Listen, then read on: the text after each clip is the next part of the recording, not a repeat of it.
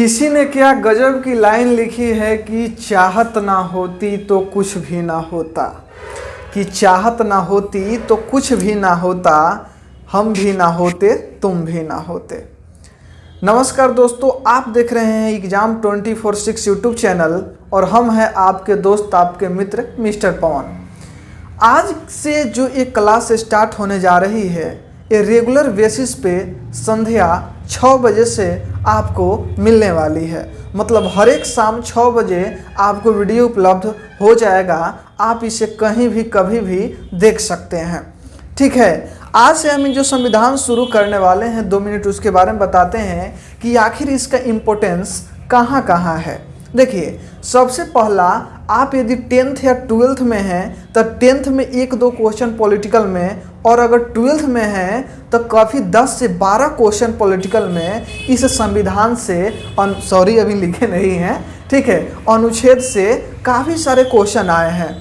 आप अपना previous year paper उठा के देखिएगा, काफ़ी सारे क्वेश्चन संविधान से, इसके अनुच्छेद से, ठीक है, इसके अनुसूची से, भाग से देखने को मिलता है।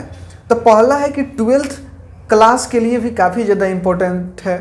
दूसरी का, यदि आप किसी भी कॉम्पिटिटिव एग्ज़ाम की तैयारी कर रहे हैं तो उसके लिए और भी ज़्यादा ज़रूरी है, क्योंकि बिना संविधान के आप किसी भी कॉम्पिटिटिव एग्ज़ाम की कल्पना भी नहीं कर सकते हैं। चाहे कोई भी एग्ज़ाम हो, इसमें संविधान पढ़ना ज़रूरी ही है। ठीक है, उसके बाद आता है कि यदि आप पढ़ाई नहीं करते हैं, ठीक है, अगर आप पढ़ाई नहीं करते हैं फिर भी आपके लिए संविधान को जानना काफ़ी ज़्यादा इम्पोर्टेंट है, क्योंकि आज जो हम देश में रह पा रहे हैं वो संविधान की ही देन है। आज कहीं हम घूमने जाते हैं वो संविधान की ही देन है। आज कहीं हम सामान खरीदते हैं या कहीं पे हम अपना घर खरीदते हैं, ज़मीन खरीदते हैं, वो सारा संविधान का ही देन है। सोचिए, जरा संविधान नहीं होता तो आप और हम जहाँ पे हैं शायद वो नहीं हो पाते।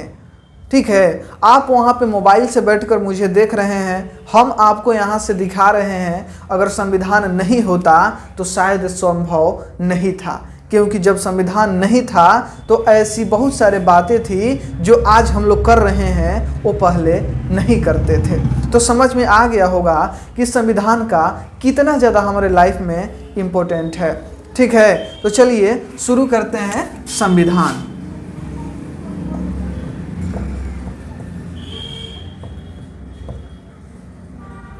देखिए, बात करें अगर कि संविधान होता क्या है, संविधान है क्या, तो सिंपल सा एक जवाब है कि संविधान क्या है। संविधान एक बुक है, एक पुस्तक है, एक किताब है। जी हाँ, आपने देखा ही होगा अगर कहीं मूवी में या फिर कहीं फोटो वगैरह में कि संविधान क्या है जी, एक किताब है जिसमें सारी बातें निहित हैं। हमारे देश के बारे में, हमारे समाज के बारे में, हमसे रिलेटेड सारी बातें क्या है, इस संविधान में ही है। ठीक है, अगर बात का हम बोल दिए कि संविधान क्या है, किताब है, तो देखिए सही में संविधान जस्ट लाइक अ किताब है। तो आप कोई भी किताब लेते हैं तो उसमें क्या देखते हैं, चैप्टर देखते हैं। किताब में चैप्टर होता है ना, उसी प्रकार हमारे संविधान में भी चैप्टर है, पाठ है, लेसन है, लेकिन संविधान की भाषा में उसे चैप्टर और पाठ नहीं बल्कि उसे क्या कहा जाता है, भाग कहा जाता है। ठीक है, भारतीय संविधान में भाग कहा जाता है। मतलब भारतीय संविधान में भाग कितने हैं, और यहीं से आपका एक क्वेश्चन बनना शुरू हो जाता है किसी भी एग्जाम के लिए। तो भारतीय संविधान में भाग हैं 22, मतलब भारतीय संविधान में 22 चैप्टर हैं। ठीक है, एज ए चैप्टर बात करें तो भारतीय संविधान में कितने चैप्टर हैं जी, भारतीय संविधान में 22 चैप्टर हैं। क्वेश्चन आएगा कि भारतीय संविधान में चैप्टर नहीं आएगा, क्वेश्चन आएगा कि भारतीय संविधान में कितने भाग हैं, तो भारतीय संविधान में 22 भाग हैं। समझ में आ गया होगा। अब अगर बात आता है कि चैप्टर, किताब में चैप्टर होता है तो उसमें कुछ क्वेश्चन आंसर भी होते होंगे, है ना, जरूर है। तो उसमें क्वेश्चन आंसर होते होंगे, इसी प्रकार क्वेश्चन आंसर को कहते हैं अनुच्छेद। ठीक है, अनुच्छेद मतलब भारतीय संविधान में अनुच्छेद कितने हैं, तो वो हैं 395। देखिए, और ये जो क्वेश्चन है वो अगर 12th की बात करें तो कई बार आया हुआ है। देखिए, जहाँ जहाँ पे कौन सी एग्जाम में कौन कौन सा आर्टिकल पूछा है हम उसकी चर्चा करते चलेंगे, ठीक है ना। ठीक है, तो ये अनुच्छेद कितने हैं? 395। देखिए, ऐसे तो देखा जाए तो 400 से अधिक अनुच्छेद हो गए हैं, लेकिन ABCD करते करते, ठीक है। जैसे अनुच्छेद 1 का 1AB ऐसा, मतलब अनुच्छेद 1 का तो है नहीं, लेकिन आगे दिखाया जाएगा। लेकिन रियल अनुच्छेद कितना है?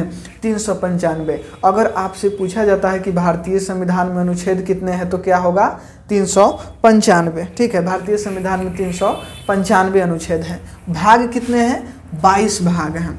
उसके बाद में आता है यहाँ पे कि अनुसूची, ठीक है। तो भारतीय संविधान में 12 अनुसूची है। पहले भारतीय संविधान में 8 अनुसूची है और अब 12 हो गई है, ठीक है। और ये थोड़ा सबसे अलग है, ठीक है। पहले था कितना जी? 8। मतलब आपको क्या लगा यहाँ पे कि अनुसूची को घटाया या बढ़ाया जा सकता है, ठीक है। तो वही अनुसूची पहले 8 थी, आजकल 12 हो गई है। तो इसमें बिना आपका टाइम बर्बाद करते हुए हम अब शुरू करने वाले हैं अनुसूची को, क्योंकि अनुसूची सबसे छोटा है ना, तो इसलिए 1 से 12 तक को जल्दी जल्दी हम खत्म करते हैं। आपको पूरा संविधान 1 सप्ताह के अंतर्गत अपलोड कर दिया जाएगा। तो चलिए बताते हैं कि अनुसूची 1 में क्या है।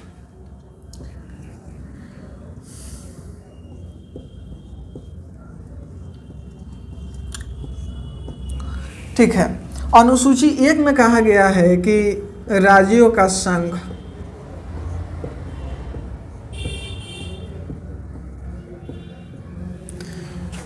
अनुसूची 1 में कहा गया है कि भारत राज्यों का संघ है। संघ मतलब जानते हैं ना कि बहुत सारे राज्य मिलकर एक देश, मतलब अपने भारत का निर्माण किए हैं, ठीक है। भारत राज्यों का संघ है, किस में दिखाया गया है? अनुसूची 1 में। इंग्लिश में इसको एक शब्द में बोलते हैं यूनियन। भारत राज्यों का क्या है?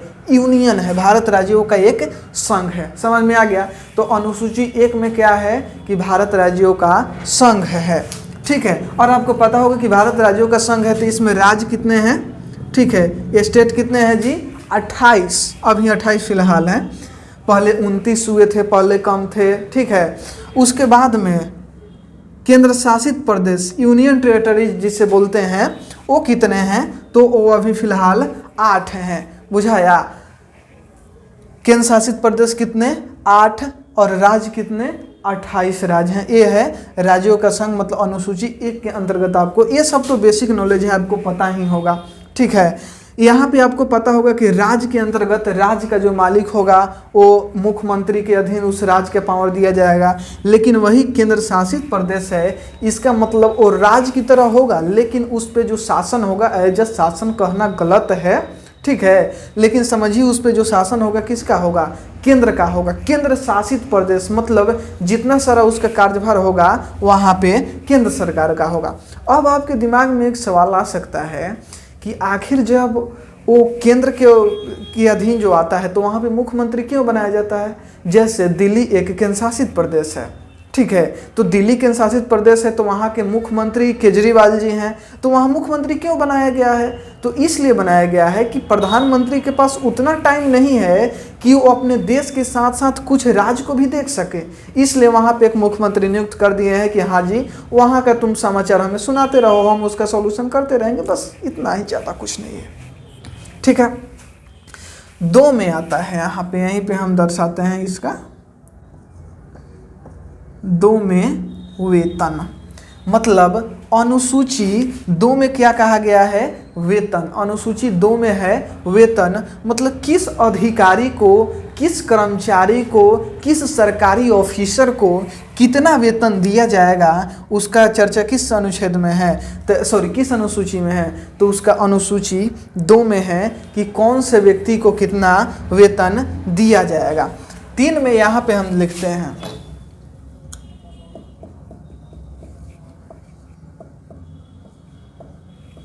शपथ। 3 में है, सब हम इधर आ जाते हैं, ठीक है। शपथ 3 में क्या है जी? शपथ है।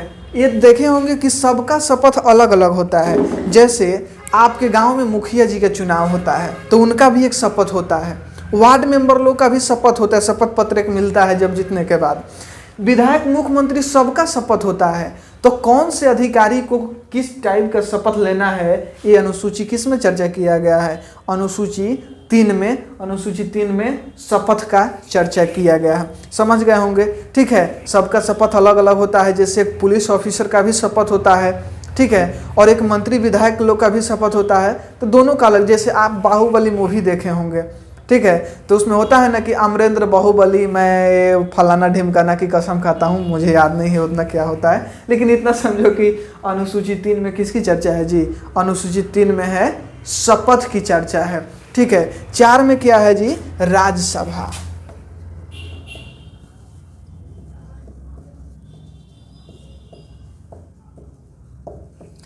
ठीक है, 4 में है राज्यसभा का सीट, मतलब किस राज्य में कितना सीट निर्धारित करना है उसकी चर्चा जो है अनुच्छेद, सॉरी यार बार बार अनुच्छेद आ रहा है, सॉरी फॉर डेट, अनुसूची 4 में है। अनुसूची 4 में क्या है? राज्यसभा। देखिए अभी आपसे पूछेगा कैसे, जैसे पूछेगा कि वेतन की चर्चा, यहाँ पे थोड़ा मिटक गया, वेतन की चर्चा संविधान की किस अनुसूची में है? तो अनुसूची 2 में है। शपथ की चर्चा अनुसूची 3 में है। उसके बाद में राज्यसभा के सीटों का बंटवारा अनुसूची 4 में है, ठीक है। और 5 में है SC ST।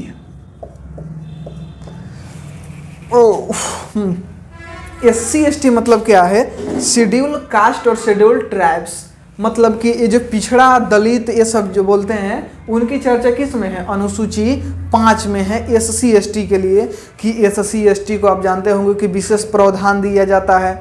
अगर आप SC ST को सिर्फ जो बोलते हैं ना कि जाति सूचक गाली भी दे देते हैं तो डायरेक्ट इनके लिए सुप्रीम कोर्ट और हाई कोर्ट एंट्री मारते हैं, ठीक है। तो इन लोगों के लिए विशेष प्रावधान दिया गया है, अनुसूची किस में? 5 में है, ठीक है। उसके बाद आता है अनुसूची 6, जिसमें दिखाया गया है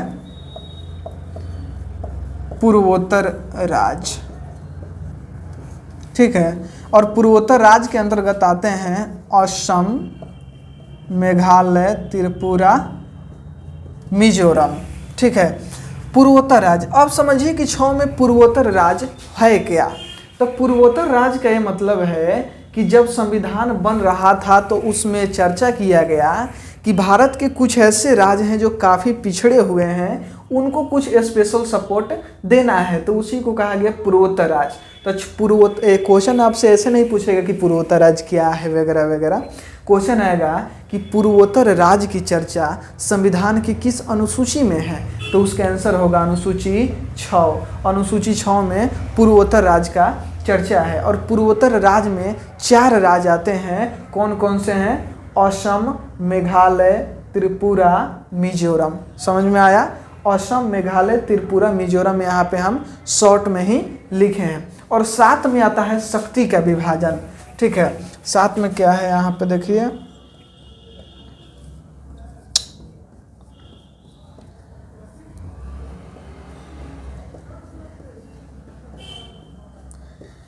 सॉरी देखना यहाँ पे ज़्यादा कुछ ज़्यादा ना लिखा जाए। हाँ, शक्ति का विभाजन, यहाँ पे समझ जाइए 7 में शक्ति का विभाजन। उसके बाद में इसको मिटाकर हम पूरी डिटेल्स बताएंगे शक्ति के विभाजन के बारे में। पहले इतना समझिए कि शक्ति के विभाजन का मतलब क्या है।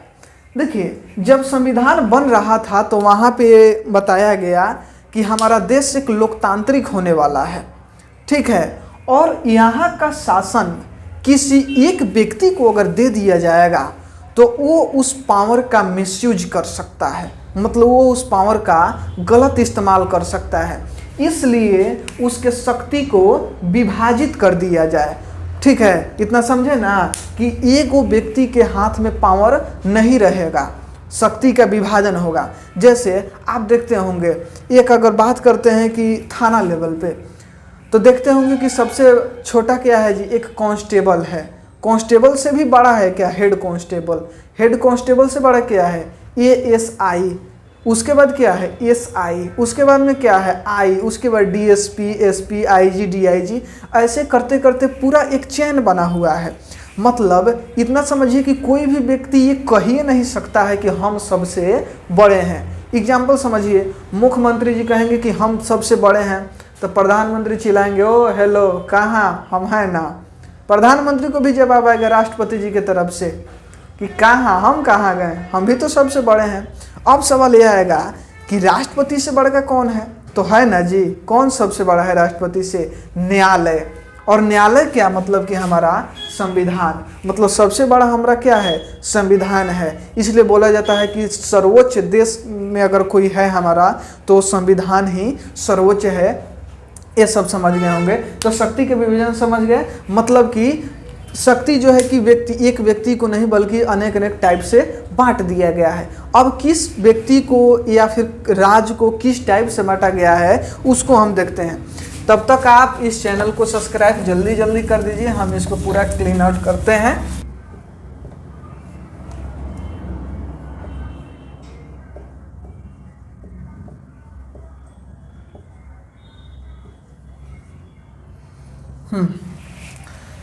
शक्ति के विभाजन में पहला आता है संघ सूची। इसका मतलब यह है कि देश की कुछ ऐसी संपत्तियां हैं जिस पे अधिकार केवल संघ सूची मतलब होता है केंद्र सरकार, बुझाया? मतलब देश की कुछ ऐसी संपत्तियां हैं जिस पे अधिकार, देश का कुछ ऐसा पावर है जिसका अधिकार केवल केंद्र सरकार को है। ठीक है, केंद्र सरकार, समझ गए? मतलब पहल का है संघ सूची। तो संघ सूची का अधिकार किसके पास होता है? क्वेश्चन ऐसे आएगा तो केंद्र सरकार के पास है। संघ सूची का अधिकार केंद्र सरकार के पास है। जैसे बात करते हैं सेना, आर्मी, मतलब आर्मी को कंट्रोल करने का जो अधिकार है वो केंद्र सरकार के पास, मतलब प्रधानमंत्री के पास ही है। किसी भी राज्य का मुख्यमंत्री किसी भी सेना को कंट्रोल नहीं कर सकता है। इसीलिए जब आप देखते होंगे कि आर्मी कहीं आते हैं, एग्जाम्पल में इलेक्शनों में आते हैं, तो आर्मी किसी को नहीं चिंता है, कोई भी नेता अभिनेता किसी को भी वो छोड़ देता है। लेकिन वही पुलिस क्या करती है? चिंती है कि वो विधायक जी के दाहिना हाथ है, इसको छोड़ दो, नहीं मारना है। लेकिन आर्मी आती है तो देखता होगा कि कुछ भी हो जाता है वहाँ पे। क्यों? क्योंकि पुलिस को ये डर है कि हम राज्य के अंतर्गत हैं, अगर हम विधायक जी के आदमी को कुछ बोल दिए हैं तो विधायक जी हमारा ट्रांसफ़र करवा सकते हैं। लेकिन आर्मी को ट्रांसफ़र विधायक जी नहीं ना करवा सकते हैं, क्योंकि आर्मी किसके अंतर्गत आता है? डायरेक्ट प्रधानमंत्री के अंतर्गत आता है। ठीक है, उसके बाद आता है रेलवे। ठीक है, जैसे सुनते होंगे कि रेलवे क्या है? एक सेंट्रल जॉब है। तो रेलवे भी किसके अंतर्गत आएगा? केंद्र सरकार के अंतर्गत आएगा। CBI किसके अंतर्गत? प्रधानमंत्री या मतलब केंद्र सरकार के अंतर्गत आएगा। ED वो भी किसके अंतर्गत आएगा?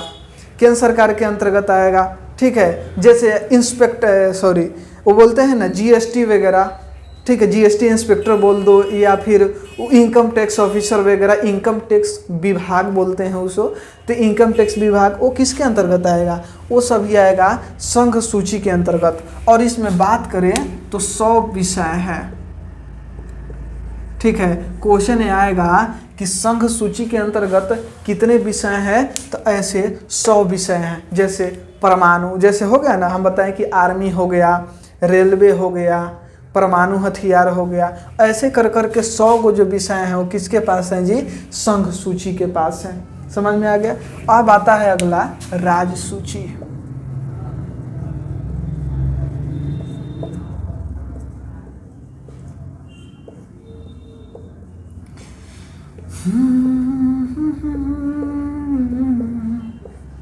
ठीक है, राज्य सूची। अब देखिए, राज्य सूची का मतलब है कि कुछ अब ऐसी, देखिए सारा शक्ति प्रधानमंत्री को ही नहीं दिया गया है, मतलब केंद्र सरकार को ही नहीं, बल्कि कुछ शक्ति राज्य सरकार को भी दे दिया गया है। उसी को बोलते हैं क्या है जी? राज्य सूची। तो राज्य सूची किसके अंतर्गत आएगा? और राज्य सरकार के अंतर्गत आएगा। जैसे पुलिस, सुनते होगे ना कि हर एक राज्य का अपना अपना पुलिस हो गया, जैसे UP police, Bihar police, Jharkhand police, Tamil Nadu police. तो वैसे पुलिस क्या है? राज्य सरकार का विषय है। और इसमें ऐसे 61 विषय हैं। ठीक है, ये सब विषय भी काफ़ी ज़्यादा जरूरी है। ये वाला 12th में पूछा गया है। ठीक है। तो राज सूची के अंतर्गत कौन कितने विषय आएंगे जी? तो राज सूची के अंतर्गत आएंगे आपका 61 विषय। ठीक है। उसके बाद आता है समवर्ती सूची।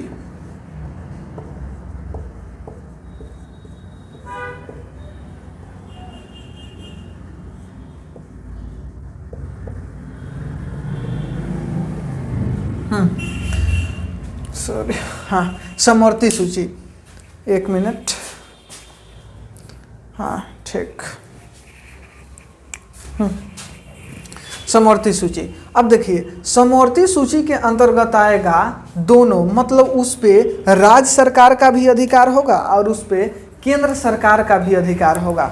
ठीक है। समवर्ती सूची में जैसे बात करते हैं शिक्षा, ठीक है, शिक्षा किसके अंतर्गत आएगा? राज्य सूची और सॉरी समवर्ती सूची के अंतर्गत, मतलब इस पे केंद्र का और राज्य का दोनों का अधिकार है। ठीक है। जैसे अगर एक छोटा सा एग्जाम्पल देते हैं, बिहार बोर्ड का एग्जाम हो रहा है, बिहार सरकार कहती है कि सोच रहे हैं हम मैथ को हटाकर वहाँ पे रीजनिंग डाल दें, पहले से रीजनिंग नहीं है, रीजनिंग डाल दें। राज्य सरकार सोच ली, ठीक है, लेकिन राज्य सरकार को उसको चेंज करने के लिए केंद्र सरकार की अनुमति लेनी पड़ेगी। जब अनुमति मिल जाए तब वो चेंज हो सकता है, अनुमति नहीं मिलेगी नहीं हो सकता है। जैसे अभी आप सुने होंगे नई शिक्षा नीति लागू हुआ है। ठीक है। तो वही हो गया। सॉरी फॉर डेट, कॉल आने की वजह से कट हो गया था। हाँ, तो समवर्ती सूची समझ गए। अगला आता है अवशिष्ट सूची। अवशिष्ट सूची,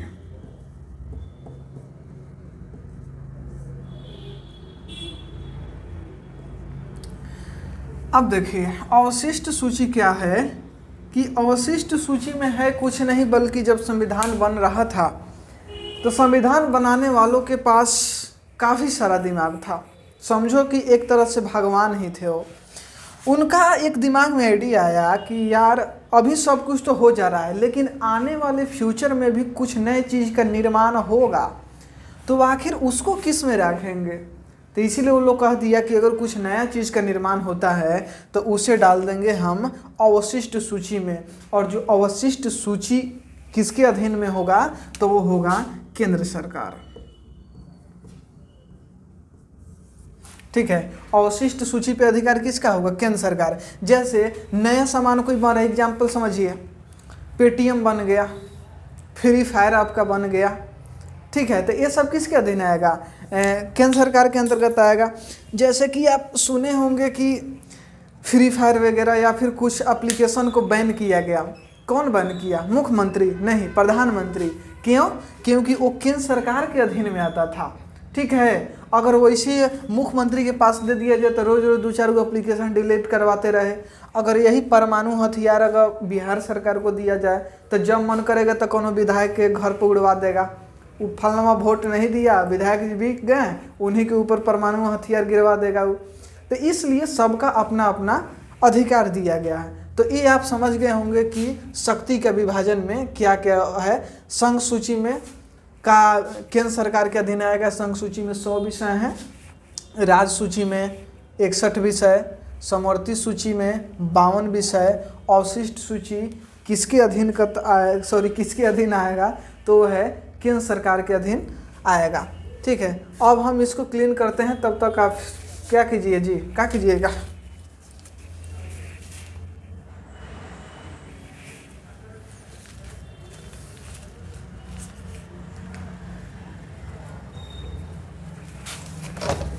साथ में है भाषा।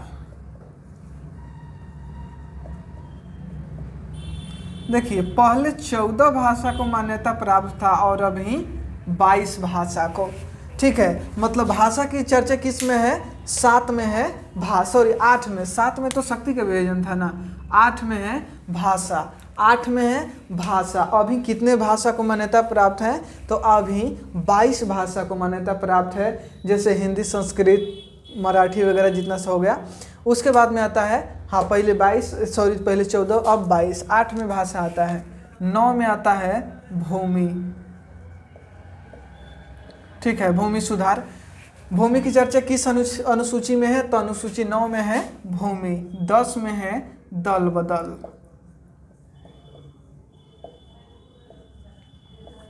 देखिए दल बदल की चर्चा आगे हम करेंगे जब इसका फुल डिटेल्स आएगा उसमें आगे, ठीक है। इसी वीडियो में हो सकता है मिल जाए या फिर अगले वीडियो में, ठीक है। लेकिन 10 में दल बदल का मतलब आता है कि ये सुनते होंगे कि अगर कोई पार्टी बनने वाली है और कुछ लोगों को खरीद कर दूसरे पार्टी में डाल दिया गया, तो ये है कि दल बदल से रिलेटेड, मतलब इस पे कुछ विशेष प्रावधान लागू किया गया है। क्या है आगे हम चर्चा करेंगे, अभी फिलहाल चलते हैं। 10 में क्या है जी, दल बदल। 11 में है ग्राम पंचायत,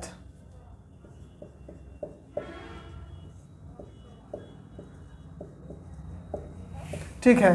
11 में क्या है जी, ग्राम पंचायत या फिर इसको पंचायती राज भी बोलते हैं। इसको बात करते हैं कि 73वां संविधान संशोधन हुआ था 1993 में और उसके बाद से ग्राम पंचायत को लागू किया गया, ठीक है। तो ग्राम पंचायत की चर्चा संविधान के किस अनुसूची में है, अनुसूची 11 में है ग्राम पंचायत की चर्चा। अब अनुसूची आता है 12 और 12 में क्या है, नगर पालिका। यहाँ आपको ये क्लियर कर दें कि जब से संविधान लागू हुआ है उस समय से भारत में पंचायती राज की शुरुआत नहीं हुई है, उसके काफ़ी दिनों बाद से हुई है। उसी टाइप से नगर पालिका का भी वैसे ही है। तो ये सारा है अनुसूची, ठीक है। 12 खत्म हो गया। अब यहाँ पे आता है भाग 1 शुरू होता है, ठीक है। भाग 1 की शुरुआत यहीं से होती है और भाग 1 का नाम है संघ एवं राज्य क्षेत्र, ठीक है। भाग 1 का नाम क्या है, संघ एवं राज्य क्षेत्र। भाग 1 का नाम है संघ एवं राज्य क्षेत्र, जिसमें आपको 1 से लेकर 4 तक अनुच्छेद पढ़ना है। कहने का तात्पर्य है कि जब आप चैप्टर उलटते हैं तो उसमें होता है ना कि एक चैप्टर में आखिर क्वेश्चन कितना है, तो उसी प्रकार जस्ट लाइक देखें तो भाग 1 चैप्टर 1 का नाम है संघ एवं राज्य क्षेत्र, उसमें आपको पढ़ना है 1 से लेकर 4 तक अनुच्छेद। अब आता है आर्टिकल 1, यहाँ ART मतलब आर्टिकल का शॉर्ट फॉर्म है। आर्टिकल 1 में क्या है, तो आर्टिकल 1 में है यूनियन, ठीक है। यूनियन मतलब वही भारत राज्यों का संघ है। जो आप अनुसूची 1 में पढ़े थे वही आर्टिकल 1 में भी पढ़ना है कि भारत राज्यों का संघ है। इसमें बहुत जो राज्य आ सकते हैं लेकिन आने के बाद जा नहीं सकते हैं, संघ का यही मतलब है, ठीक है। जैसे अगर बात करें तो आज़ादी से पहले 552 देशी रजवाड़े थे भारत में, मतलब छोटे छोटे राज करके कितने थे, 552 थे, जिसमें सरदार पटेल को एक कहा गया और उनके से एक साथी थे VP मेनन। कितने थे जी, 552, कहीं कहीं पे 556 555 भी दिखाई देगा आपको। मानते हैं कि 552 देशी रजवाड़े थे। सरदार पटेल को कहा गया कि आप इस सब 552 को मिलाकर क्या कीजिए, 1 कीजिए। सरदार पटेल इसमें जुट गए। बहुत सारे राज सरदार पटेल की बातों को माने, जैसे बिहार में ही 3-4 राज थे, ठीक है। और आज ये क्या है, बिहार 1 है, ठीक है। तो सरदार पटेल के कहने पर जो राज मान गए, ठीक है, वो शामिल हो गए। लेकिन वही कुछ राज थे जो इनकी बातों को नहीं माने और वो कहें कि नहीं हम अपना अलग ही रहेंगे। उसमें से एक बेवकूफ़ थे जिनका नाम था हरि सिंह, जो कि कश्मीर के थे, ठीक है। कश्मीर के अपने आप को प्रधानमंत्री बनाना चाहते थे, जो सरदार पटेल की बातों को नहीं माने और आज़ादी के कुछ महीनों बाद ही, ठीक है, उन पे अटैक होता है कश्मीर में पाकिस्तानियों द्वारा। तो फिर आते हैं सरदार पटेल नेहरू जी के पास, सरदार पटेल और नेहरू जी के पास कि अब माफ़ कर दीजिए, हो गया गलती हमसे। उसके बाद क्या होता है कि उनको भी मिलाया जाता है। उसके बाद धारा 370 वाला मामला कुछ आता है। आजकल तो सब ठीक ही हो गया। तो यही बात है कि देशी रजवाड़े कितने थे जी, 552। देखिए हम आपको ये शॉर्ट में अभी दिखाए हैं, जब इसका टाइम आएगा तो पूरा बताया जाएगा, ठीक है। तो समझ गए। तो भारत राज्यों का संघ है, आर्टिकल 1 में है। उसके बाद में क्या है जी, यहाँ पे आर्टिकल 2, ठीक है। आर्टिकल 2 का कहना है कि भारत विदेशी राज्य को भारत में मिला सकता है।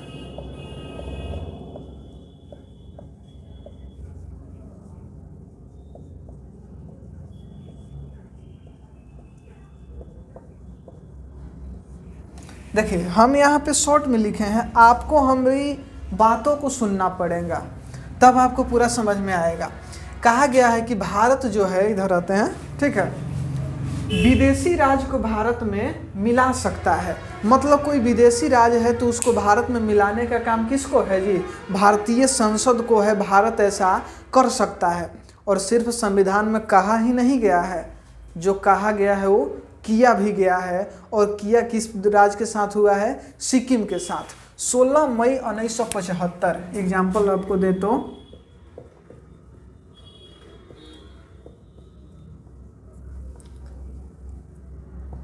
16 मई 1975 को सिक्किम क्या बना जी? 22वां राज्य बना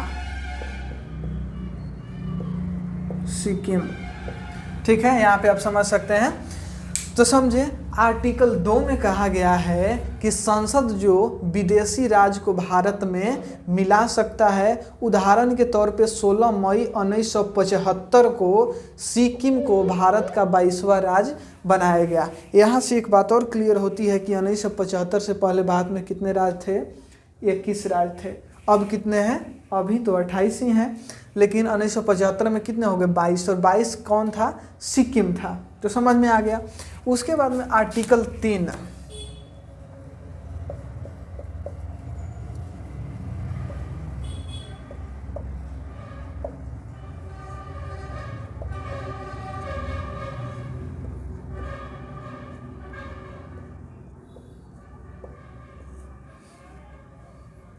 आप हमारी बातों को समझेंगे। यहाँ पे देखा गया है कि संसद जो है कि राज परिवर्तन कर सकता है। मतलब एक राज्य से दूसरे राज्य का निर्माण कर सकता है, किसी राज्य का नाम बदल सकता है। ये किसके अधीन है जी? ये संसद को अनुमति प्राप्त है। संसद के पास अनुमति के पावर है संविधान द्वारा कि संसद राज्य परिवर्तन कर सकता है। एग्जाम्पल के लिए ये भी किया बिहार से झारखंड को। ठीक है, इसका है क्या जी? बिहार से झारखंड अलग किया गया। कब? 2000 ईस्वी में। संसद राज्य परिवर्तन कर सकती है किसके आर्टिकल के तहत? आर्टिकल 3 के तहत संसद जो है राज्य परिवर्तन कर सकती है। और उदाहरण के तौर पर की भी बहुत राज्यों का ऐसे हुआ है, जैसे यूपी से उत्तराखंड का हुआ है, बिहार से झारखंड का हुआ है, बहुत सारे राज्य हैं। एक एग्जाम्पल हम बताएं कि बिहार से क्या हुआ? झारखंड अलग किया गया। आपको पता होगा कब? 2000 ईस्वी में। बिहार से झारखंड कब अलग हुआ? 2000 ईस्वी में। किस आर्टिकल के तहत? आर्टिकल 3 के तहत। ठीक है, इस समय बिहार के मुख्यमंत्री थे लालू यादव। ठीक है, और उसी समय एक गाना आया था जो कि आप अभी खेसारी लाल के स्टेज शो में कहीं पे सुन भी रहे होंगे कि वो क्या बोलते हैं? आनंद मोहन। हाँ, आनंद मोहन एक भोजपुरी के काफ़ी हास्य कलाकार हैं, कॉमेडियन हैं। ठीक है, तो उन्होंने ही गाया था कि मिस्री मलाई खैलू कैलू तन बुलंद। हम गाना नहीं गाते हैं। अब खैह शकरकंद अलगा भइल झारखंड। मतलब कि बिहार से जब झारखंड अलग हुआ तो जितने सारे बिहार में कल कारखाने थे, उद्योग थे, वो सारे कहाँ चले गए? झारखंड के हिस्सा में। भारत में क्या बचा? सिर्फ बालू का रेत बचा। और बालू में क्या होता है? शकरकंद मतलब होता है अलुआ, आलू, वो अलुआ होता है ना। ठीक है, तो वही है कि भारत में सिर्फ बालू बचा है। अब वही आप अलुआ खाते रहिए। और इसको लेकर जो आनंद मोहन जी के ऊपर काफ़ी सारे FIR भी हुए थे कि ये जनता को उकसाने की कोशिश कर रहे हैं। इस टाइप से कुछ घटनाएं हुई थी। ठीक है, तो ये हो गया। अब इसमें 4 में आता है, 1 से 4 पढ़ना है ना, तब देखिए 4। और आर्टिकल 4 में कहता है कि यहाँ आर्टिकल 368 कोई वर्क नहीं करेगा। मतलब जब ये सब काम हो रहा है तब यहाँ पे सिर्फ संसद को अनुमति प्राप्त है, यहाँ पे राष्ट्रपति को भी अनुमति नहीं प्राप्त है कि ये इसको रोक सकें। समझ में आ गया? मतलब 368 यहाँ पे खारिज हो जाता है। तो ये समझ गए होंगे कि आप भाग 1 में क्या क्या है। भाग 1 का नाम है संघ एवं राज्य क्षेत्र। आर्टिकल 1 में है यहाँ पे भारत राज्यों का संघ है, जिसमें 28 राज्य, 8 केंद्र शासित प्रदेश हैं। केंद्र शासित प्रदेश का मतलब ये होता है कि उस पर केंद्र सरकार के अधीन में रहेगा। आर्टिकल 2 में है कि विदेशी राज्य को भारत में मिलाया जा सकता है संसद द्वारा। 16 मई 1975 को सिक्किम को 22वां राज्य बनाया गया। यहाँ से क्वेश्चन आएगा कि सिक्किम 22वां राज्य कब बना, चाहे सिक्किम भारत का अंग कब बना? 1975 में। आर्टिकल 3 में आता है कि संसद राज्य परिवर्तन कर सकता है, जैसे बिहार से झारखंड को अलग किया 2000 ईस्वी में। ठीक है, उसके बाद में आता है आर्टिकल 4 की अगर ये सब काम हो रहा है तो आर्टिकल 368 डिस्क्वालीफाई हो जाएगा, उसका कोई काम है नहीं। अब यहाँ पे आता है भाग 2।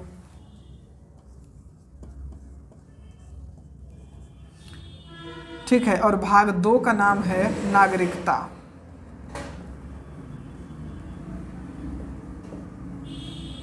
और इसमें आपको पढ़ना है 5 से लेकर 11 तक।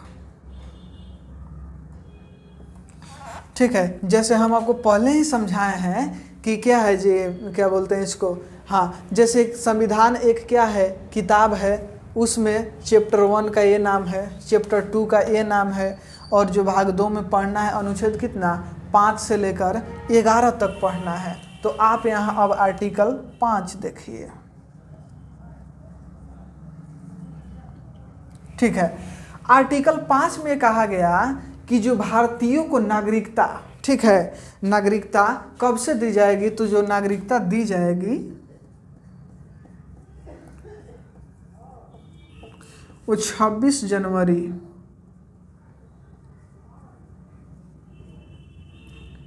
1950 से ही दे दी जाएगी। यहाँ पे कहने का अर्थ है कि जब देश का विभाजन हुआ, भारत स्वतंत्र हुआ, भारत में संविधान लागू हुआ, ठीक है, तो एक नागरिकता चाहिए। जैसे आज हम लोग की नागरिकता की पहचान क्या है, हमारे पास वोटर आईडी कार्ड है, आधार कार्ड है, ये सब हमारी पहचान है। ठीक है, आगे इसकी चर्चा डिटेल में की जाएगी। ठीक है, तो ये क्या है जी, तब भारत, हाँ, तो जो लोग 26 जनवरी 1950 से पहले 50 तक जो भारत में हैं, उनको बिना किसी सबूत के, बिना किसी प्रूफ के नागरिकता दे दी जाएगी। तो भारतीयों को नागरिकता कब से दे दी गई, तो 26 जनवरी, यार मत छड़हटना। ठीक है, भारतीयों को नागरिकता दे दी गई 26 जनवरी 1950 से। समझ गए, अनुच्छेद 5 में कहता है। अब अनुच्छेद आता है 6। ठीक है, और अनुच्छेद 6 में कहता है कि यदि कोई पाकिस्तानी, पाकिस्तान पूरा नहीं लिखेंगे, पाक है, और क्या आना चाहता है, भारत। ठीक है, यदि कोई पाकिस्तानी इंडिया आना चाहता है, ठीक है, 1 मिनट जरा रुकिएगा, ठीक है, तो वह 19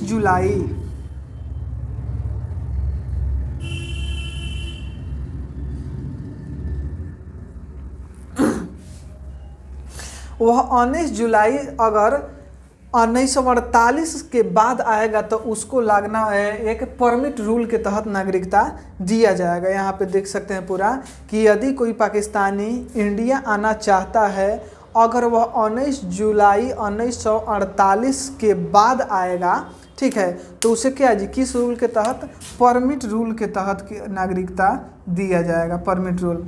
और सबसे ज़रूरी बात यह है कि ये जो 6 नंबर आर्टिकल है ये अभी ख़त्म कर दिया गया है। मतलब इस आर्टिकल से ना आपके एग्ज़ाम में क्वेश्चन आएगा और ना ही ये आर्टिकल वैलिड है, मतलब अब पाकिस्तानियों को आने से बैन ही कर दिया गया है, इसलिए आर्टिकल 6 कम्प्लीटली है।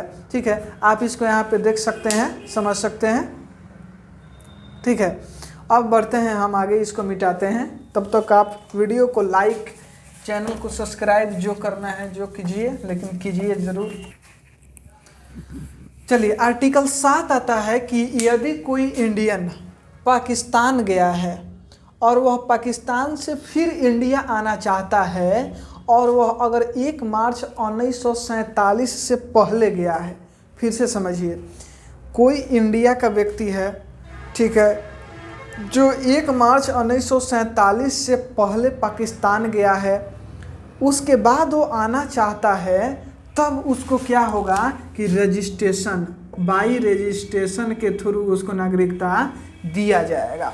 ठीक है, और आपकी जानकारी के लिए बता दूं कि ये भी अब आर्टिकल 7 भी पूरी तरह से ख़त्म हो चुका है। ठीक है, अब आते हैं जो विशेषकर ध्यान रखना है आपको, आर्टिकल 8।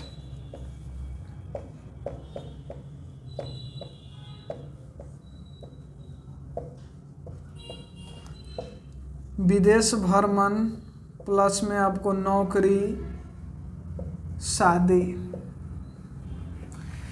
ठीक है, मतलब ये समझिए कि आपके और हमारे मतलब किसी भी व्यक्ति के लिए काफ़ी ज़्यादा इम्पोर्टेंट रखता है कि आर्टिकल 8 में कहा गया है कि विदेश भ्रमण मतलब कोई भी व्यक्ति विदेश घूम सकता है। वो किस में दिखाया गया है? आर्टिकल 8 में। मतलब आज हम लोग किसी दूसरे देश में जा रहे हैं तो किस आर्टिकल के तहत? आर्टिकल 8 के थ्रू ही जा रहे हैं। उसके बाद बोला है कि यहाँ पे नौकरी, मतलब आप विदेशों में नौकरी भी कर सकते हैं। सिर्फ नौकरी ही नहीं बल्कि आप विदेशों में शादी भी कर सकते हैं। ठीक है, ये अनुमति कौन देता है? हमारा भारतीय संविधान देता है कि आप विदेश घूम सकते हैं, वहाँ पे नौकरी कर सकते हैं, शादी कर सकते हैं। ठीक है, आपकी जो नागरिकता है बनी रहेगी। उसके बाद में 9 में क्या कहता है? ठीक है, 9 में कहता है कि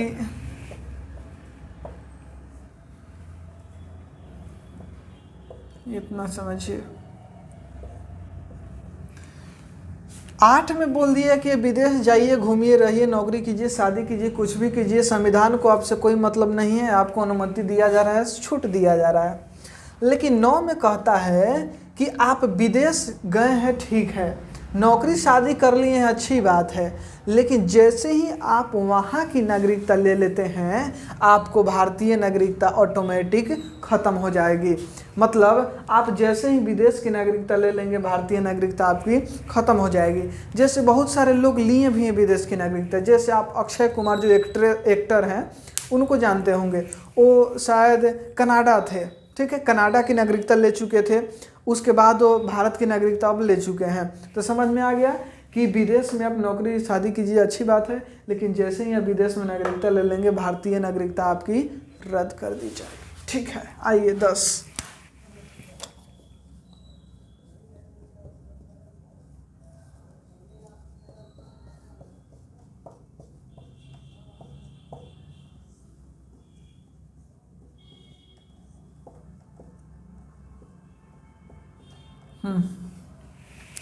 दस में बोलता है कि आपकी नागरिकता हमेशा बनी रहेगी जब तक आप कोई देशद्रोही काम नहीं कर पाते हैं। मतलब आपकी नागरिकता बनी रहेगी, बस इतना ही इसमें ध्यान देना है। अगर आप कोई देशद्रोही किसी पीएम सीएम के ऊपर हमला करते हैं तो आपकी नागरिकता भले रद्द कर दी जाए, आपको जेल में डाल दिया जाएगा, लेकिन आपको ऐसे नागरिकता आपकी बनी रहेगी। और 11 में क्या कहता है?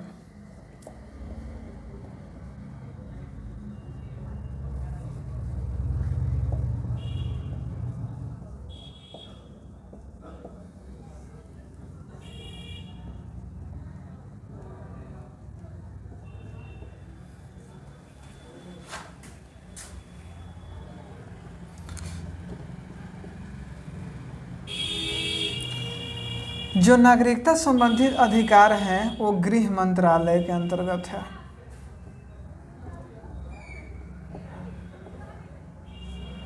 ठीक है, नागरिकता संबंधित अधिकार गृह मंत्रालय के पास है 11 नंबर आर्टिकल के तहत। इसका मतलब ये हुआ कि यदि किसी व्यक्ति को नागरिकता चाहिए तो वो किससे कांटेक्ट करेगा जी? गृह मंत्रालय से। मतलब कि नागरिकता देने छीनने का जो काम है वो गृह मंत्रालय के पास है, मतलब गृह मंत्री के पास है। और अभी ये गृह मंत्रालय किसके पास है? अमित शाह जी के पास है। इसके पहले भी अमित शाह ही थे गृह मंत्री और वर्तमान में अमित शाह ही हैं गृह मंत्री। तो ये है आपका आर्टिकल 11, मतलब 5 से लेकर 11 तक आपका आर्टिकल ख़त्म होता है, मतलब भाग 2 ख़त्म होता है। देखिए अभी इसमें अभी और है कि जैसे नागरिकता आगे की वीडियो में आपको बताएंगे कि नागरिकता किस किस टाइप से ले सकते हैं। हम लोग जो आज हैं भारत में, तो हम लोग को नागरिकता कैसे मिला है। अगर कोई विदेशी लड़का आपके गांव शहर में आके रह जाता है उसके लिए क्या प्रावधान होने वाला है, उसको जैसे सीमा हैदर आके बसी है उसको नागरिकता कैसे दिया जाएगा। तो इन्हीं सब विषयों पर कल चर्चा होने वाली है। फिर मिलते हैं शाम के 6 बजे।